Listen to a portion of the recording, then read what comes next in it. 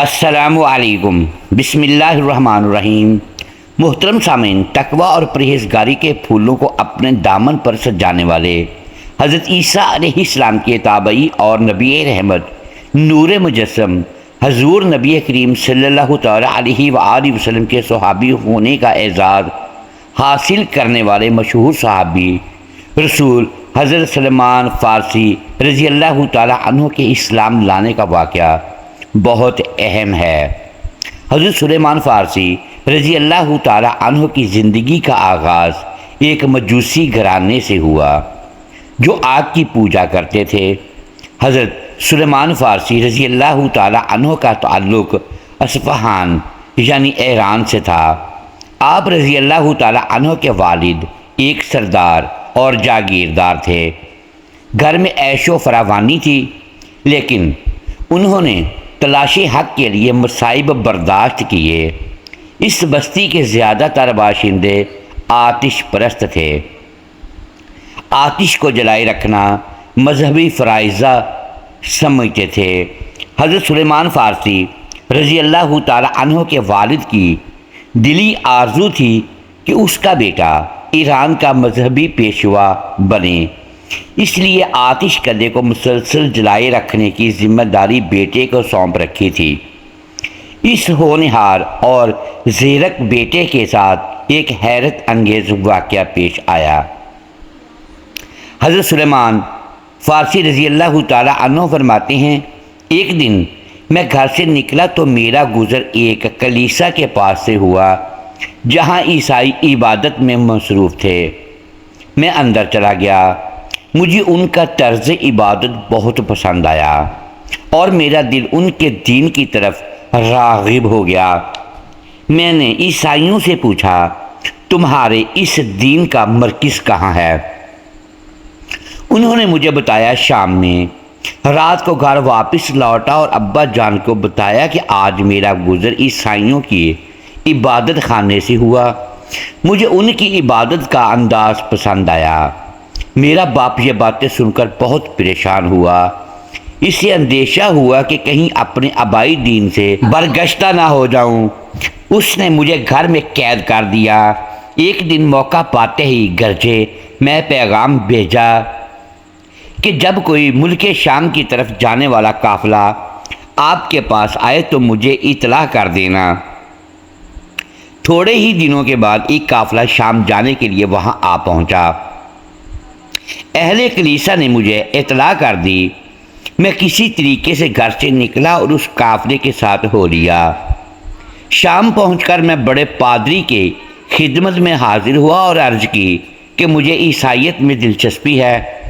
میری دلی تمنا ہے کہ آپ کے پاس رہوں، عیسائی مذہب کی تعلیم حاصل کروں اور آپ کی رہنمائی میں عبادت کروں۔ اس نے اجازت دے دی۔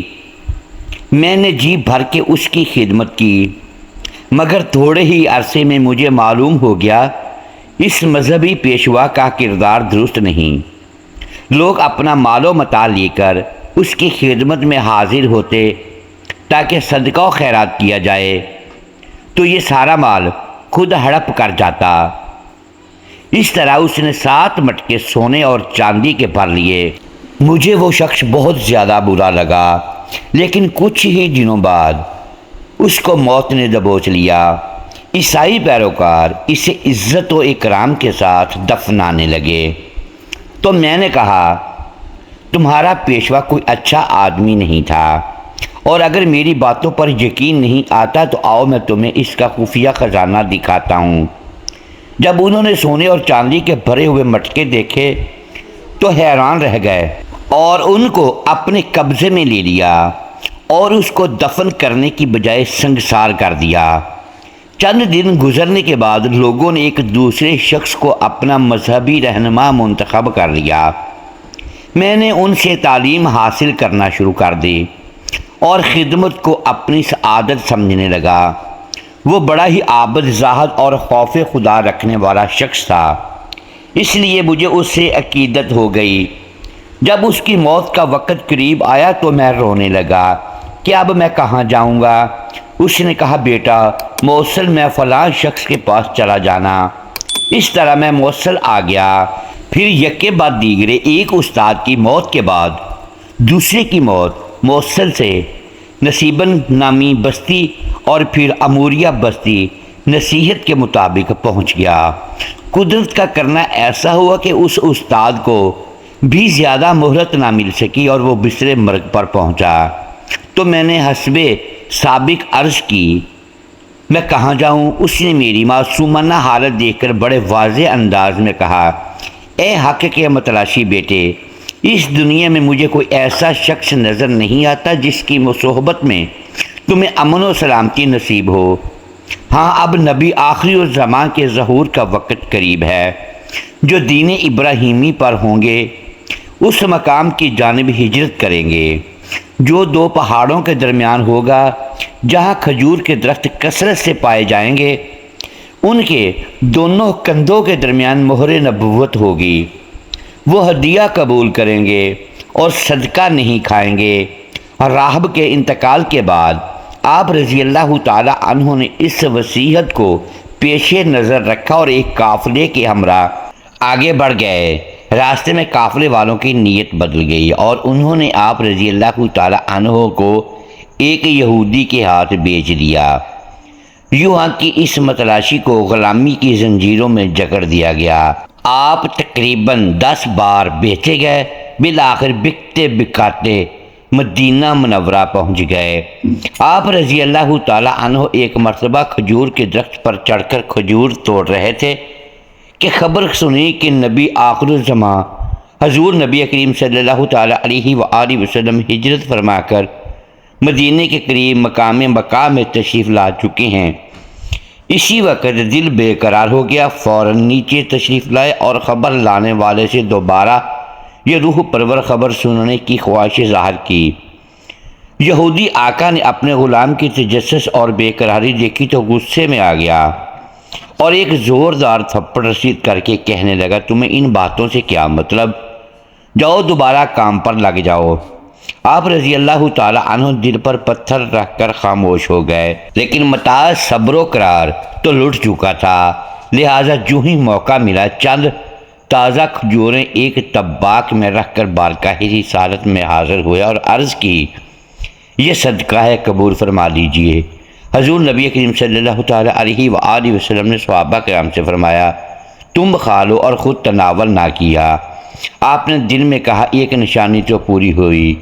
اگلی مرتبہ پھر کھجوروں کا خوان لے کر پہنچے اور عرض گزار ہوئے، یہ ہدیہ ہے، قبول فرما لیجئے۔ نبی رحمت حضور سرور کائنات حضرت محمد صلی اللہ تعالی علیہ وآلہ وسلم نے صحابہ کرام رضی اللہ تعالی عنہم کو کھانے کا اشارہ کیا اور خود بھی تناول فرمایا۔ دل میں کہا، دوسری نشانی بھی پوری ہوئی۔ تیسری مرتبہ رسول اکرم صلی اللہ علیہ وآلہ وسلم کی خدمت میں حاضر ہوئے۔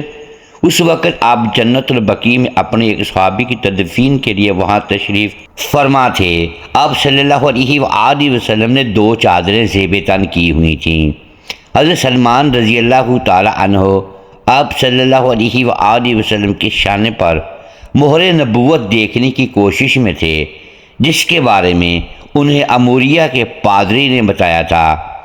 رسول اکرم صلی اللہ علیہ وآلہ وسلم نے بھانپ لیا اور اپنی چادر کندھوں سے نیچے سرکا دی۔ جب مہر نبوت دیکھی اور پہچان گیا تو اسے چومنے کے لیے قدم آگے بڑھایا اور زاروں قطار رونا شروع کر دیا۔ رسول اکرم صلی اللہ علیہ وآلہ وسلم نے شفقت بھرے انداز میں تھپکی دی اور پاس بٹھا کر پوچھا، کیا بات ہے؟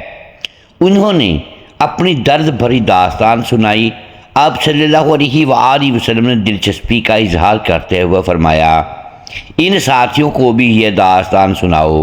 ان سب نے مبارکباد دی اور کہا، خوش ہو جاؤ، تم نے اپنی منزل کو پا لیا ہے۔ آپ رضی اللہ تعالی عنہ غلامی کی زنجیروں میں جکڑے ہونے کی وجہ سے غزوہ بدر اور غزوہ احد میں حصہ نہ لے سکے۔ پھر 300 کھجور کے درخت اور 40 اوقیہ چاندی کے بدلے آزادی کا تاج سر پر سجایا اور ایک سرفروش مجاہد کی طرح بعد میں آنے والے تمام غزوات میں حصہ لیا۔ غزوہ خندق میں خندق کھودنے کا مشورہ بھی آپ رضی اللہ تعالیٰ عنہ ہی کا تھا۔ آپ رضی اللہ تعالیٰ عنہ کو رسول اکرم صلی اللہ تعالیٰ علیہ وآلہ وسلم سے والہانہ محبت تھی۔ اپنے وقت کا بیشتر حصہ دربار رسالت میں گزارتے۔ غزوہ خندق میں حضرت سلمان فارسی رضی اللہ تعالیٰ عنہ جس جذبے سے خندق کھود رہے تھے، انہیں دیکھ کر انصار پکار اٹھے کہ سلمان ہمارے ہیں، اور مہاجرین نے کہا کہ سلمان ہمارے ہیں۔ یہ بات رسول اکرم صلی اللہ علیہ وآلہ وسلم تک پہنچی تو فرمایا سلمان ہمارے اہل بیت سے ہیں۔ ایک اور مقام پر اس بشارت عظمیٰ سے سرفراز ہوئے کہ جنت حضرت سلمان فارسی رضی اللہ تعالیٰ عنہ کی مشتاق ہے۔ جب کوئی پوچھتا ہے کہ آپ کے والد کون ہیں تو ارشاد فرماتے ہیں میں دین اسلام کا بیٹا سلمان ہوں۔ حضور سرور کائنات تاجدار انبیاء حضرت محمد مصطفیٰ صلی اللہ تعالیٰ علیہ وآلہ وسلم کے وصال ظاہری کے بعد آپ رضی اللہ تعالیٰ عنہ نے ایک عرصہ تک مدینہ منورہ میں قیام فرمایا، پھر عہد فاروقی میں عراق میں سکونت اختیار کر لی۔ کچھ عرصے بعد امیر المومنین حضرت عمر فاروق رضی اللہ تعالیٰ عنہ نے آپ کو مدائن کا گورنر مقرر کر دیا۔ گورنر کے اہم اور بڑے عہدے پر فائز ہونے کے باوجود آپ رضی اللہ تعالیٰ عنہ نے بڑی سادہ زندگی گزاری۔ ایک دن مدائن کے بازار میں جا رہے تھے کہ ایک ناواقف شخص نے آپ رضی اللہ تعالیٰ عنہ کو مزدور سمجھ کر اپنا سامان اٹھانے کے لیے کہا۔ آپ رضی اللہ تعالیٰ عنہ چپ چاپ سامان اٹھا کر اس کے پیچھے چلنے لگے۔ لوگوں نے دیکھا تو کہا اے صاحب رسول، آپ نے یہ بوجھ کیوں اٹھا رکھا ہے؟ لائیے اسے ہم اٹھا لیتے ہیں۔ سامان کا مالک ہکا بکا رہ گیا۔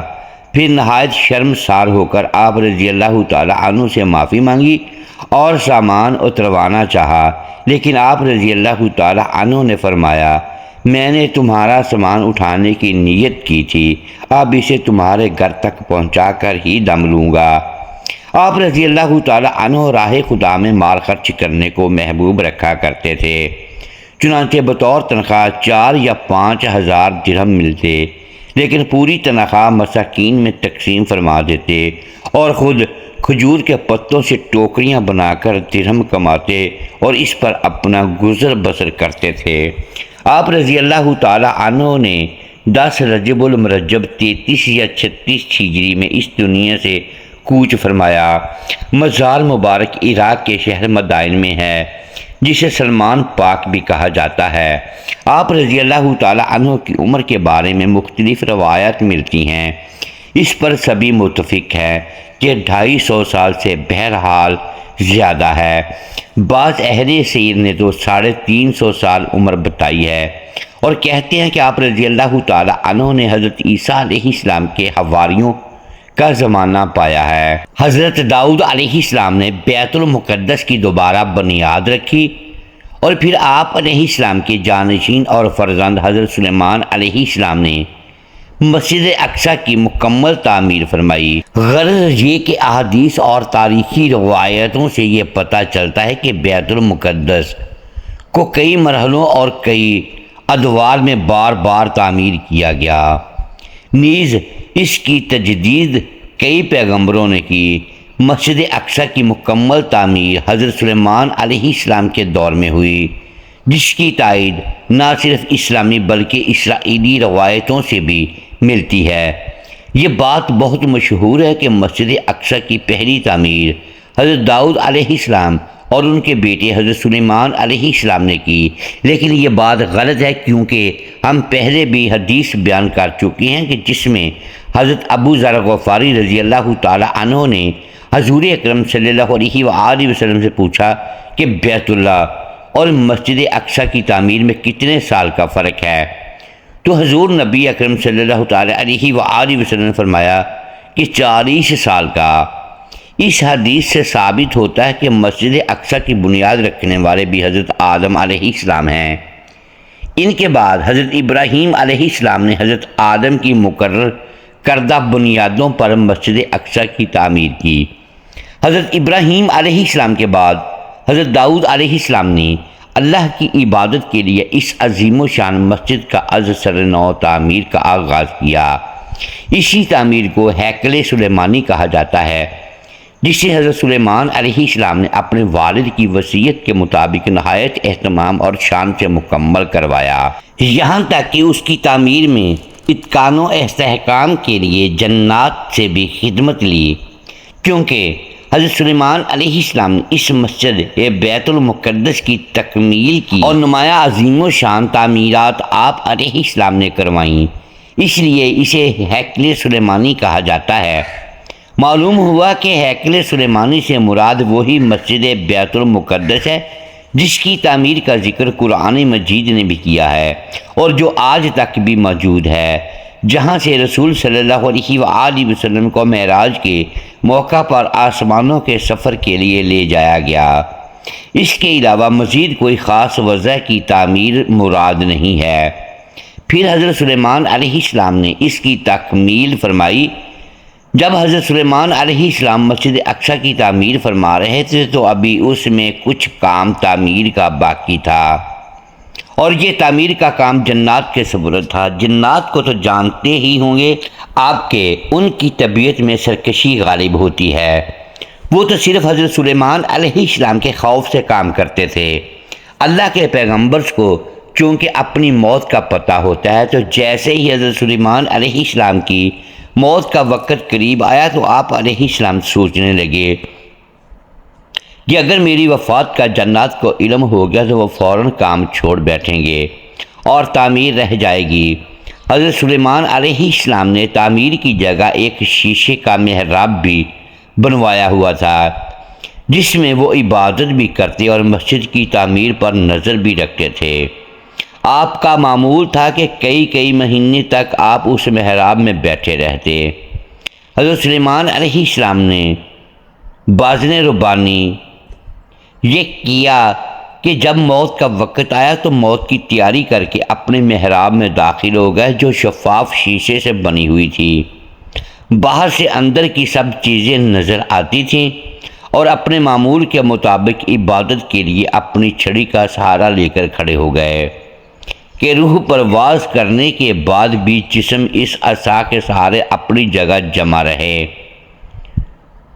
حضرت سلیمان علیہ السلام کی روح وقت مقرر پر قبض کر لی گئی، مگر وہ اپنے عصا کے سہارے اپنی جگہ جمے ہوئے باہر سے ایسے نظر آتے تھے کہ عبادت میں مشغول ہیں۔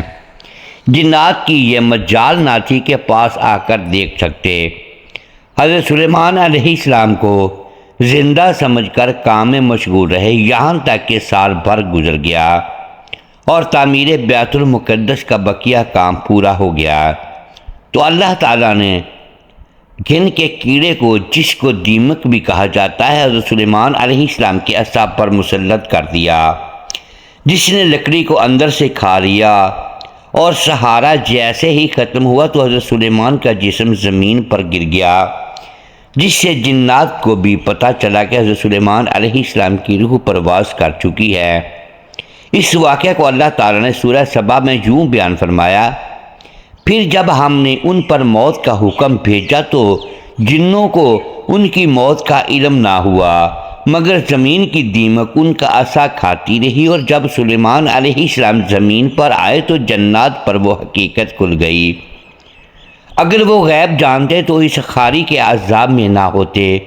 دوستو، آج مسلمانوں کے لیے باعث شرم یہ بات ہے کہ ہماری وہ زمین جسے برکتوں کا خزانہ سمجھا جاتا ہے، وہ مسلمانوں سے چھن چکی ہیں۔ 1948 میں دوسری جنگ عظیم کے بعد اسرائیل کو فلسطین میں داخل کیا گیا، اور 1967 میں 6 روزہ جنگ میں اسرائیل نے عربوں کو شکست سے دوچار کرتے ہوئے پروشم بیت مقدس پر بھی قبضہ کر لیا۔ اس کے بعد صورتحال یہاں تک آن پہنچی کہ 21 اگست 1969 کو ایک آسٹریلوی یہودی ڈینیس مائیکل روہان نے قبلہ اول کو آگ لگا دی، جس سے مسجد اقصی 3 گھنٹے تک آگ کی لپیٹ میں رہی، اور جنوب مشرقی جانب عین قبلہ کی طرف کا بڑا حصہ گر پڑا۔ محراب میں موجودہ منبر پر بھی نظر آتش ہو گیا۔ اس المناک واقعہ کے بعد خواب غفلت میں ڈوبی ہوئی امت مسلمہ کی آنکھ ایک لمحے کے لیے بیدار ہوئی اور سانحے کے تقریباً ایک ماہ بعد 25 ستمبر 1969 کو مراکش کے شہر رباط میں OIC کا قیام عمل میں لایا گیا۔ لیکن یہ ادارہ جو القدس کی آزادی اور امت مسلمہ کے اتحاد کی خاطر وجود میں آیا تھا، آج ایک دفتر میں سمٹ کر رہ گیا ہے۔ آج فلسطین کا مسئلہ عالم اسلام کے مسئلہ ہی نظر نہیں آتا۔ آج بھی مسلمانوں کا قبلہ اول پکار کر مسلمانوں کی غیرت کو جھنجھوڑ رہا ہے۔ محترم ناظرین، امید ہے آج کی یہ ویڈیو آپ کو پسند آئی ہوگی۔ ناظرین گرامی، اگر ہم اس ویڈیو میں الفاظ کی درستگی دانستہ یا دیدہ دانستہ درست نہیں کر پائے تو ہم آپ سے معذرت خواہ ہیں اور اللہ کے حضور معافی کے طلبگار ہیں۔ ناظرین گرامی، ویڈیو کو لائک کیجئے، چینل کو سبسکرائب کیجئے اور بیل آئیکن پریس کر دیں تاکہ ہر نئی آنے والی ویڈیو آپ تک بر وقت پہنچ سکے اور ہماری حوصلہ افزائی ہوتی رہے۔ اگلی ویڈیو تک کے لیے اجازت دیجیے گا۔ شکریہ۔ اللہ حافظ۔